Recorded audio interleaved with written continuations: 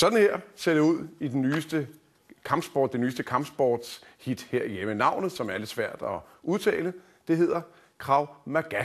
Og ideen med den her kampsport, det er at udnytte et angreb på en til selv at gå ud over angriberen. For eksempel ved at bruge alt, hvad der måtte være inden for rækkevidde.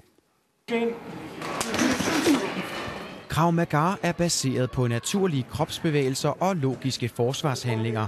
Derfor kan man på kort tid komme op på et højt niveau. Det har 23-årige Mette Søgaard Andersen opdaget, siden hun startede til Krav Maga for knap et år siden. Jeg føler, at jeg lærer noget nyt hver gang. Altså, jeg føler, at det går hurtigt fremad, og jeg får brugt min krop. Og som sagt, så får jeg også talt med en masse spændende mennesker, og det er meget forskellige typer, der går til det her, så der er også et godt socialt sammenhold. Og der er flere og flere som hende, der får øjnene op for Krav Maga. Der er sket en hel del fra 14 elever i min klub i januar 2006 til 130 stykker nu. En af Krav Magas væsentlige karakteristika er, at man i sit forsvar bruger et hvert objekt eller værktøj, som er inden for rækkevidde. Dette ses blandt andet i filmen The Hunted.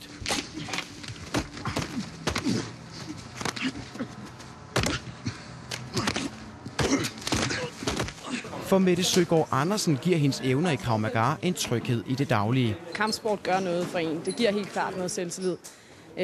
Og det gør, at man føler, at hvis man skulle stå i en dårlig situation, så har man i hvert fald en eller anden mulighed for at handle. Altså, det handler om, det er jo at komme ud af offerrollen, og så komme ind i den rolle, hvor man faktisk er aktiv og handler på det, der sker. Ifølge instruktør Jes Sørensen udvikler man i Krav Maga nærmest en sans for, hvornår et angreb opstår. Jamen, altså, gennem stresstræning og scenarietræning og så videre, der kan man godt oparbejde den her fornemmelse af, at nu sker der noget.